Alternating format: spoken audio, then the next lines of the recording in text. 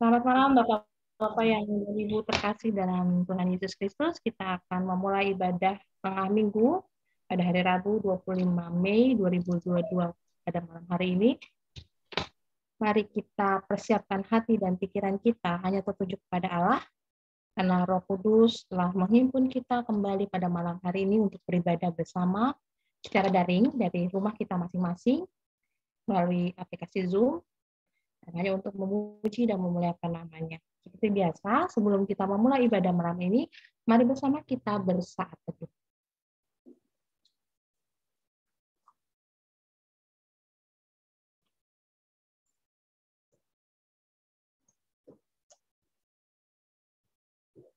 Baik, kita akan menyanyikan pembuka dari Kidung Jemaat 18, bait yang pertama dan kedua, Allah hadir bagi kita dan hendak memberi dan kata-kata selanjutnya.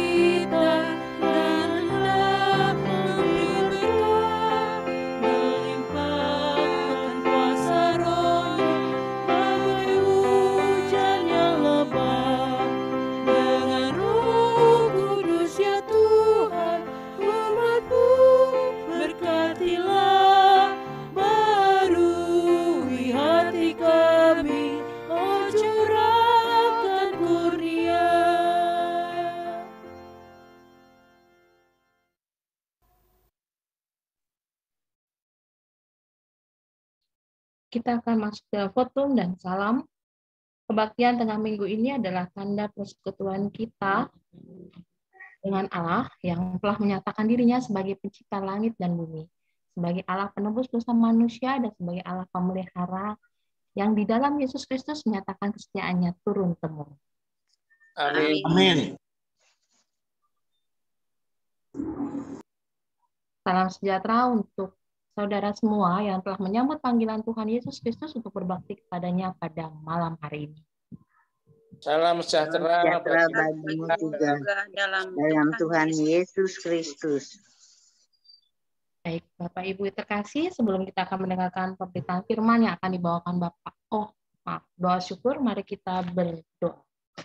Tuhan, patutlah kami mengucap syukur atas segala hal yang Kau anugerahkan kepada kami, setiap masing-masing kami, setiap pribadi kami, ketika kami sudah melakukan aktivitas kami setiap harinya, dari hari kemarin dan sampai hari ini, sampai detik ini.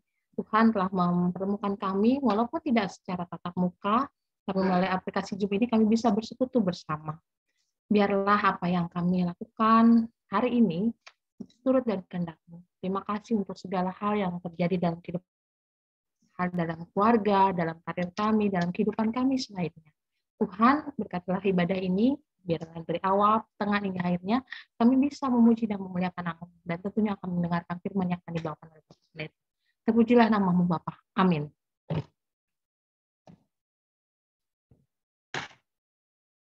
Baik, kita akan bernyanyi bersama dari Kidung Jemaat 375, Saya Mau Ikut Yesus.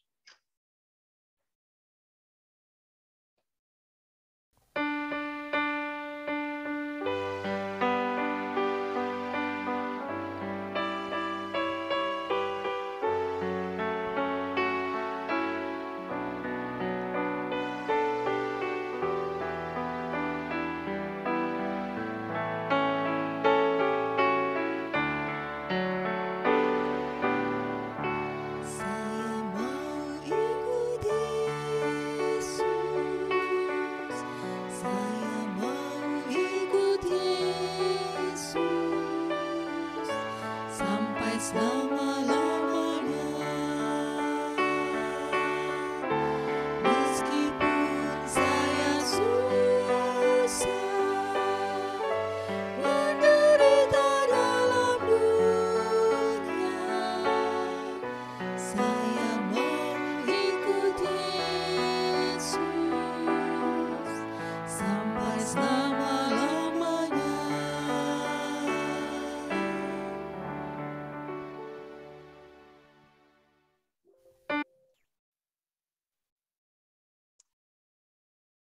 Silakan, Baik. Pak Pendeta. Ya, baik saudara-saudara, kita bersama, kita berdoa. Bapa di dalam sorga, dalam pujian, dan juga di dalam syukur, kami hadir di hadapan hadirat-Mu. Dengan sungguh di malam ini kami mau mendengarkan firman-Mu. Karena firman-Mu itulah yang menjadi sumber kekuatan dan pengharapan. Bahkan firman-Mu itulah juga yang sungguh-sungguh menjadi pegangan bagi kami ketika kami ada di tengah-tengah dunia ini. Dan biarlah hanya kasih dan pertolongan Tuhan yang menjadi sumber kekuatan kami. Karena itu Bapa dalam sorga, sertai kami dengan Roh-Mu yang kudus, dan biarlah ketika kami membaca dan merenungi firman-Mu, kami sungguh beroleh makna, dan kami pun juga dengan sungguh-sungguh beroleh kekuatan yang baru di dalam kami menatap firman-Mu. Ke dalam tangan-Mu Tuhan, sungguh kami berserah, dan biarlah Tuhan yang berkata-kata, dan kami siap untuk mendengarkannya. Amin. Baik, saudara, kita akan bersama membaca bagian dari kitab Wahyu, pasal 21, ayat 9, sampai dengan ayatnya yang ke-27. Ini satu perikop. Lembaga Alkitab memberikan judul di sini Yerusalem yang baru. Begini katanya. Maka datanglah seorang dari ketujuh malaikat yang memegang ketujuh cawan, yang penuh dengan ketujuh malapetaka terakhir itu. Lalu ia berkata kepadaku, katanya, marilah ke sini. Aku akan menunjukkan kepadamu pengantin perempuan dan mempelai anak domba. Lalu di dalam roh ia membawa aku ke atas sebuah gunung yang besar lagi tinggi. Dan ia menunjukkan kepadaku kota yang kudus Yerusalem yang turun dari sorga dari Allah. Kota itu penuh dengan kemuliaan Allah. Dan cahayanya sama seperti permata yang paling indah. Bagaikan permata yaspis jernih seperti kristal. Dan temboknya besar lagi tinggi dan pintu gerbangnya 12 buah. Dan di atas pintu-pintu gerbang itu ada 12 malaikat dan di atasnya tertulis nama ke-12 suku Israel. Di sebelah timur terdapat 3 pintu gerbang dan di sebelah utara 3 pintu gerbang. Dan di sebelah selatan 3 pintu gerbang dan di sebelah barat 3 pintu gerbang. Dan tembok kota itu mempunyai 12 batu dasar. Dan di atasnya tertulis ke-12 nama. Ke-12 rasul anak domba itu. Dan ia yang berkata-kata dengan aku mempunyai suatu tongkat pengukur dari emas. Untuk mengukur kota itu serta pintu-pintu gerbangnya dan temboknya. Kota itu berbentuk 4 persegi. Panjangnya sama dengan lebarnya. Dan ia mengukur kota itu dengan tongkat 12.000 stadia. Panjangnya dan lebarnya dan tingginya sama. Lalu ia mengukur temboknya 144 hasta. Menurut ukuran manusia yang adalah juga ukuran malaikat. Tembok itu terbuat dari permata yaspis. Dan kota itu sendiri dari emas tulen. Bagaikan kaca murni. Dan dasar-dasar tembok kota itu dihiasi dengan segala jenis permata. Dasar yang pertama batu yaspis, dasar yang kedua batu nilam, dasar yang ketiga batu mirah, dasar yang keempat batu zamrud, dasar yang kelima batu unam, dasar yang keenam batu sardis, dasar yang ketujuh batu ratna cempaka, dan yang kedelapan batu beril, yang ke-9 batu krisolit, yang ke-10 batu krisopras, dan ke-11 batu lazuardi, dan yang ke-12 batu kecubung. Dan ke-12 pintu gerbang itu adalah 12 mutiara. Setiap pintu gerbang terdiri dari 1 mutiara dan jalan-jalan kota itu dari emas murni bagaikan kaca bening. Dan aku tidak melihat bait suci di dalamnya sebab Allah, Tuhan yang Maha Kuasa adalah bait sucinya. Demikian juga anak domba itu. Dan kota itu tidak memerlukan matahari dan bulan untuk menyinarinya. Sebab kemuliaan Allah meneranginya dan anak domba itu adalah lampunya. Dan bangsa-bangsa akan berjalan di dalam cahayanya dan raja-raja di bumi membawa kekayaan mereka kepadanya. Dan pintu-pintu gerbangnya tidak akan ditutup pada siang hari, sebab malam tidak akan ada lagi di sana. Dan kekayaan dan hormat dan bangsa-bangsa akan dibawa kepadanya. Tetapi tidak akan masuk ke dalamnya sesuatu yang najis atau orang yang melakukan kekejian atau dusta, tetapi hanya mereka yang namanya tertulis di dalam kitab kehidupan anak domba itu. Saudara, demikian pembacaan Alkitab. Berbahagia mereka yang mendengarkan firman Tuhan dan memelihara dalam hidupnya. Haleluya. Saudara yang kekasih di dalam Tuhan, dalam kitab Wahyu pasal 21 ini menjadi sebuah gambaran tentang kehidupan surgawi. Atau yang dikatakan surga itu sebagai Yerusalem baru. Atau surga itu pun juga digambarkan tentang sebuah tempat yang begitu indah. Sebuah tempat yang begitu nyaman. Sebuah tempat yang begitu memukau. Sebuah tempat yang begitu mengherankan kita semua. Ya, Bapak Ibu, tadi dari gambaran-gambarannya itu misalnya ada kota yang luasnya sedemikian, ukurannya, lalu kemudian temboknya dari permata yaspis, jernih dan seperti kristal, jalan-jalannya dengan emas murni, lalu kemudian mereka pun juga merasakan bagaimana kehidupan kota itu sedemikian rupa.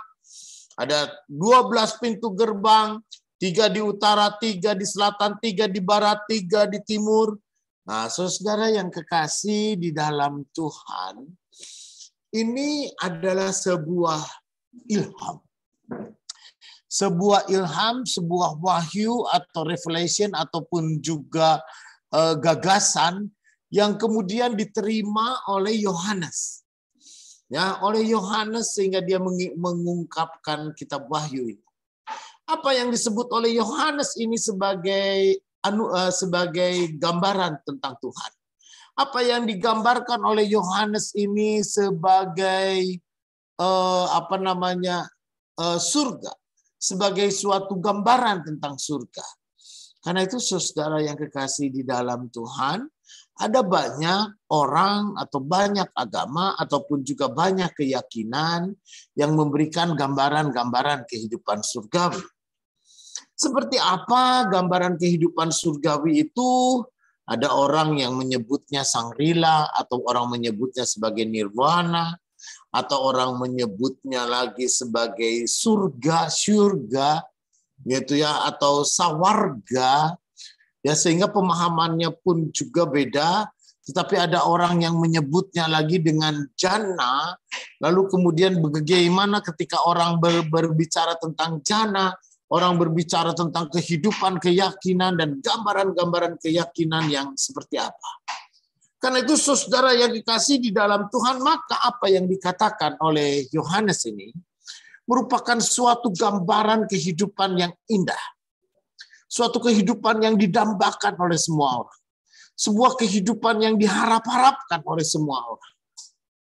Oleh karena itu saudara, Yesus yang pergi ke sana, gitu ya, kalau besok kita akan memperingati Yesus yang naik ke surga adalah Yesus yang hadir di sana, digambarkan di sini Yesus itu sebagai anak domba.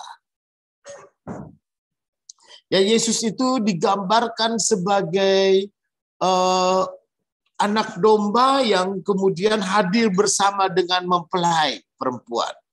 Saudara, pengantin perempuan dan mempelai anak domba. Nah, kenapa saudara gambarannya justru mempelai?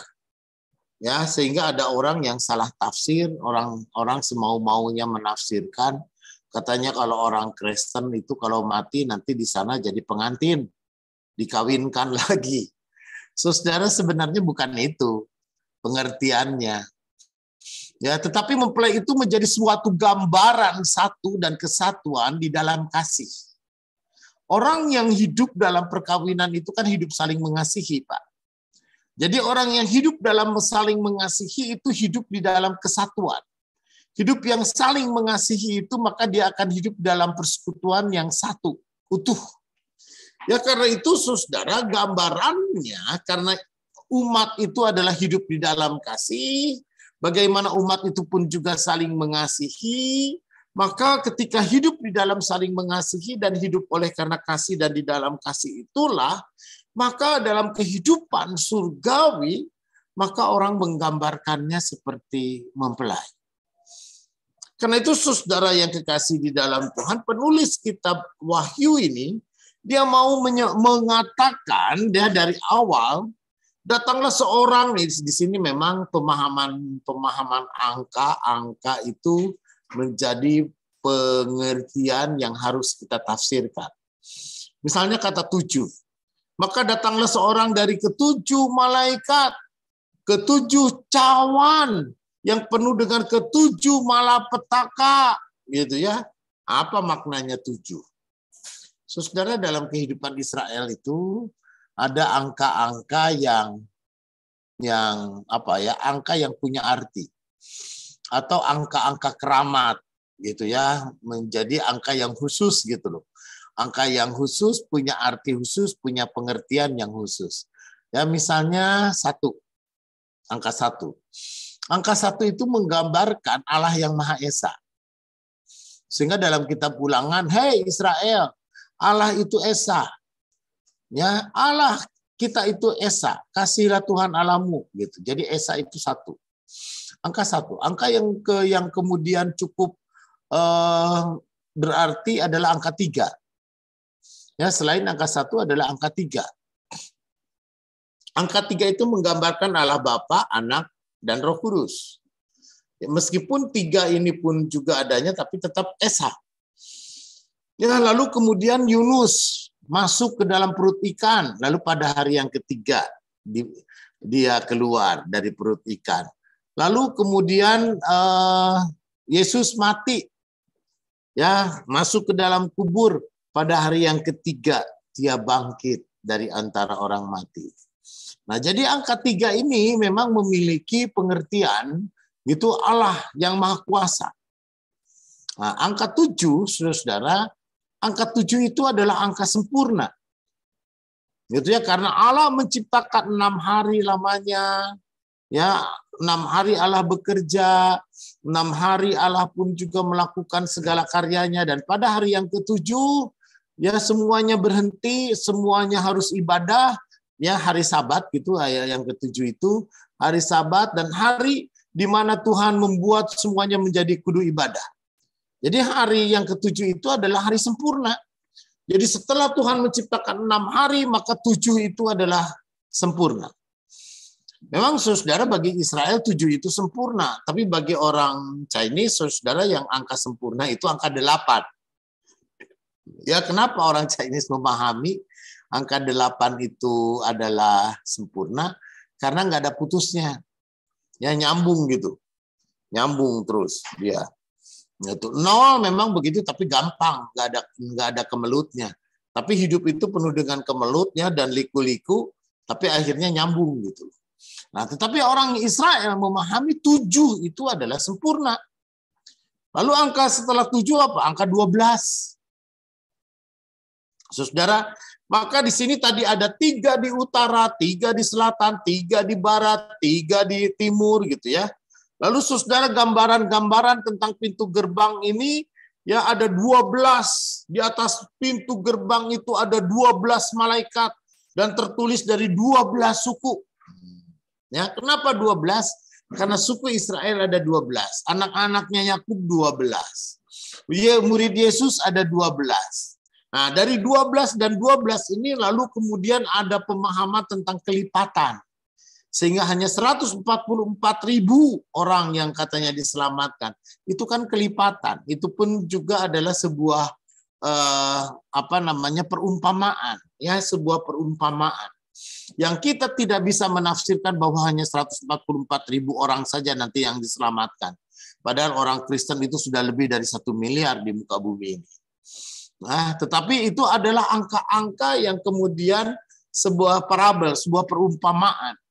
Ya, sebuah yang diumpamakan. Karena itu saudara, ketika kita memahami kitab Wahyu, maka kita harus memahami benar latar belakangnya.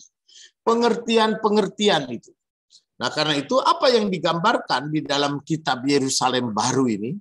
Nah, yang pertama, saudara, ketika kita membaca kitab Wahyu ini, bahwa kita hidup di dalam iman dan keyakinan dan kepastian hidup.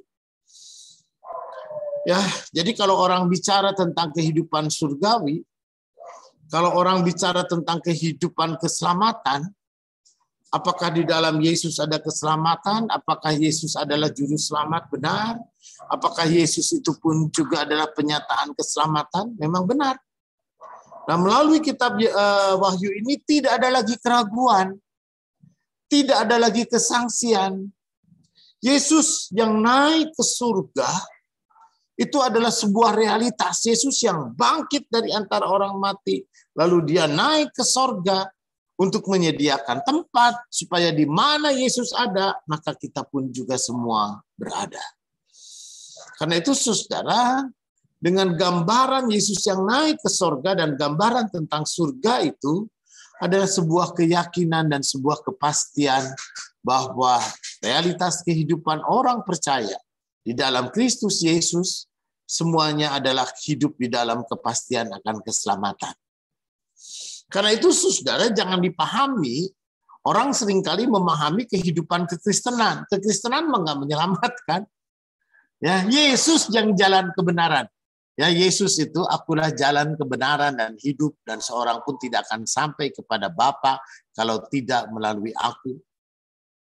Ana wa tarik wa haka wa hayatu. Ya, kata tetangga itu. Aku inilah jalan dan kebenaran dan hidup. Gitu. Ya, tidak ada seorang pun yang akan sampai kepada Bapa kalau tidak melalui aku.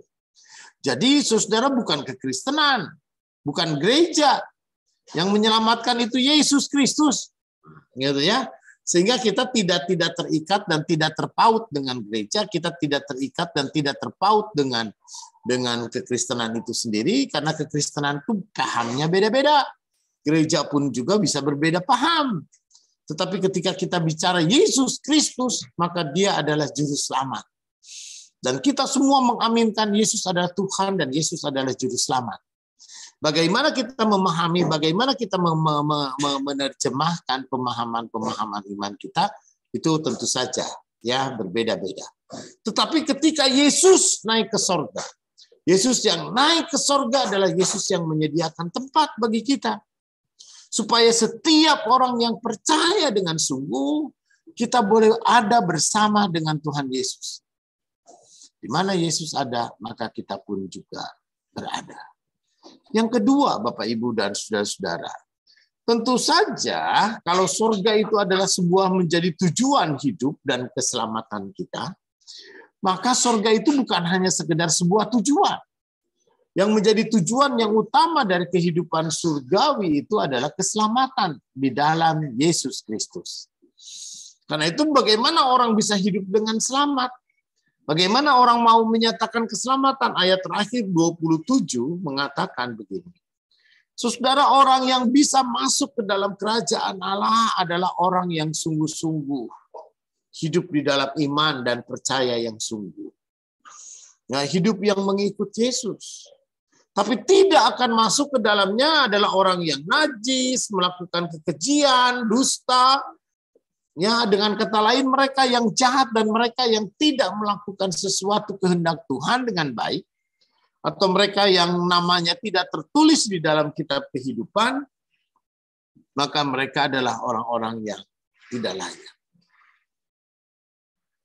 Tapi saudara yang kekasih di dalam Tuhan, ya, siapa yang menjadi hakim? Ya, kita kan tidak berhak untuk mengatakan si Anu masuk surga, si Anu tidak, kelompok Anu masuk, kelompok Anu tidak, si ini ya sesat, kafir, dan tidak berhak masuk surga. Saya tidak berhak, tidak ada satu orang pun yang berhak untuk menentukan. Ya, kehidupan surgawi itu adalah milik Allah, kuasa Allah, dalam kehendak Allah, dan juga dalam penetapan Allah. Apa yang menjadi bagian kita sekarang? Yang menjadi tugas dan bagian kita sekarang adalah kita belajar percaya. Percaya dan setia terus untuk mengikut Yesus adalah Tuhan sebagai Tuhan. Mengikut Yesus sebagai Tuhan dan Juru Selamat kita. Karena itu saudara yang kekasih di dalam Tuhan, kita boleh bersuka cita. Tentu saja kita pun juga harus hidup di dalam kesetiaan dan pengharapan kita akan Yesus yang naik ke sorga untuk menyediakan tempat bagi kita semua. Ya, sehingga kemanapun juga Yesus ada, maka kita pun juga boleh ada bersama dengan Dia. Amin. Amin. Doa. Apa?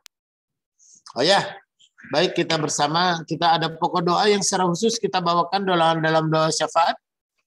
Sehat selalu semuanya ya. Puji Tuhan. Ya, mari kita berdoa. Bapa di dalam sorga, biarlah hanya Yesus Tuhan Sang Juru Selamat yang berkuasa atas segala sesuatu. Kami hadir di tengah-tengah dunia kami dan kehidupan kami yang syarat dengan pergumulan. Kami pun juga hadir di tengah-tengah berbagai macam pilihan. Dan tidak jarang kami pun juga diseret-seret dan kami jatuh dan terperosok ke dalam kehidupan dosa dan sesuatu yang tidak diperkenan oleh Tuhan. Kami percaya bahwa Engkau adalah Allah yang Maha Pengasih, Allah yang Maha Pengampun, Allah yang mau berkorban dan menyelamatkan kami semua. Dan bahkan Engkau juga adalah Allah yang bangkit dan Allah yang naik ke sorga, agar menyediakan tempat bagi setiap kami yang percaya. Sehingga di mana Engkau ada, maka kami pun juga boleh berada. Karena itulah Tuhan Allah Bapa, tolong kami. Sertai kami dalam segala hal, dalam segala sesuatu. Hanya ke dalam tangan-Mu sungguh kami mau bergantung. Kami mau berharap di dalam Yesus Tuhan. Karena itu sertai saudara kami yang sedang lemah tubuh, mereka yang sakit dan mereka yang terbaring di dalam sakit dan penyakit mereka. Tuhan jugalah yang menyertai setiap kami, terutama juga Bapak dan Ibu Subono. Tuhan juga menyertai Oma Segedi. Tuhan jugalah yang memberkati setiap kami di tengah-tengah kelemahan-kelemahan tubuh kami. Karena itulah Tuhan Allah Bapa, Tuhan juga yang memberkati orang tua kami, baik Bapak Kastoyo, Tuhan memberkati juga Bapak Sukirmanto, Tuhan memberkati juga Pak Indrajat, Tuhan juga boleh memberkati Ibu Mardiana, Tuhan juga boleh memberkati Ibu Leman, Tuhan jugalah yang memberkati Ibu Meli pada saat ini, Ibu Nuryani, di dalam segala hal, dalam segala sesuatu, agar kami yang dianugerahi kehidupan dalam usia yang lanjut, kami boleh merasakan cinta Tuhan dari waktu ke waktu. Kiranya pertolongan Tuhan itulah juga yang selalu kami harapkan. Betapa lemah dan betapa rapuhnya kami ini Tuhan. Dan biarlah hanya Yesus Tuhan Sang Juru Selamat yang menjadi sumber kekuatan bagi kami. Kami pun juga berdoa bagi Bapak Denny Suganda, Tuhan juga menyertai Ibu Swasti Indah, Pak Randy, dan Tuhan memberkati Bung Abdi, Tuhan juga memberkati Bein yang melayani di media GKP Fata. Kiranya Tuhan jugalah yang memberkati kami semua. Kami percaya benar Tuhan, di dalam segala perkara yang menjadi sumber kekuatan yang menuntun kami di jalan-jalan hidup kami. Bahwa apa yang harus kami jalani, dan biarlah Tuhan Yesus juga yang menjadi gembala agung yang menemani kami selalu. Karena itulah Tuhan Allah Bapa, malam ini dalam penyerahan diri kami dan esok kami pun juga akan sungguh-sungguh memperingati di mana Yesus yang naik ke surga adalah Yesus yang menyediakan tempat bagi setiap kami. Dalam nama Yesus kami berdoa. Amin. Amin. Terima kasih Bapak atas doanya. Baik Bapak Ibu yang terkasih, pasti kita merasakan bahwa Tuhan itu sangat baik. Dengan kebaikannya, segala berkat telah dianugerahkan pada kita sesuai dengan apa yang kita butuhkan. Dan sebagai ungkapan syukur yang Tuhan telah berikan kepada kita, tentunya kita dapat mempersembahkan kembali untuk kemuliaan namanya.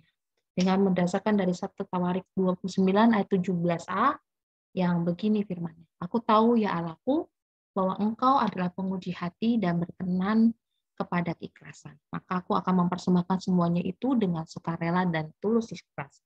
Bapak Ibu dapat memberikan persembahannya melalui amplop untuk diserahkan ke besok untuk kebaktian kenaikan atau pada hari Minggu, atau melalui ditransfer ke rekening yang BCA yang seperti kita lakukan, yang ada tertera di layar. Baik Bapak Ibu, sebagai respon dari persembahan yang kita lakukan, bersama kita akan menyanyikan Kidung Jemaat 292, bait yang pertama, Tabu Genda.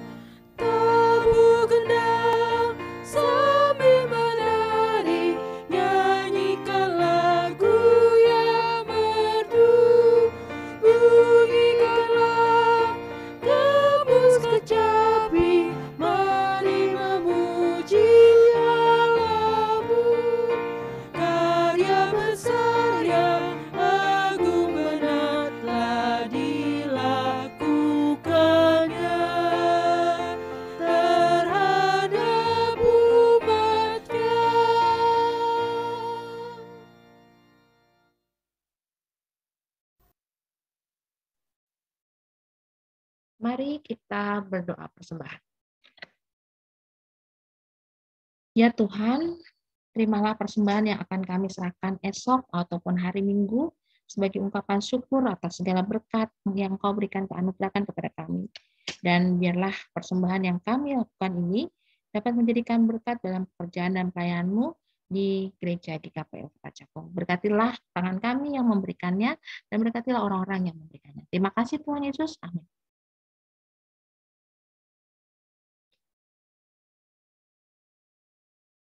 Baik, Bapak Ibu, kita akan mengakhiri kebaktian kita pada malam hari ini sebelum menerima berkat yang akan diberikan kepada Pak Pendeta. Bersama kita menyanyikan Kidung Jemaat 438, apapun juga menimpa.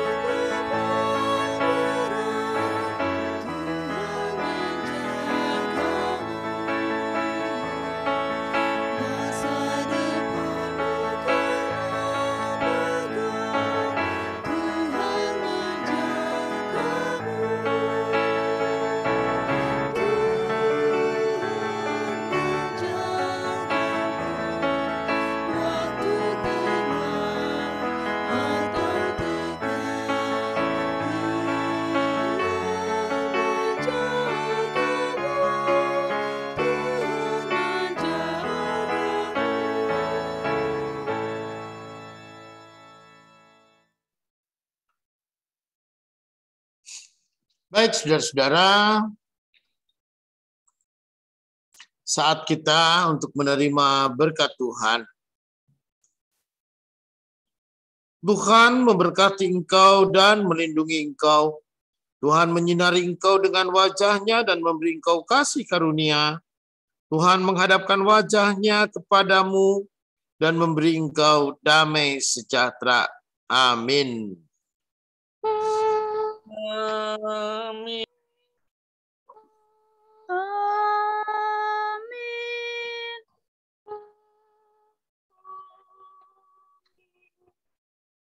Ibadah selesai. Hai, Bapak Ibu, sehat selalu semua. Amin.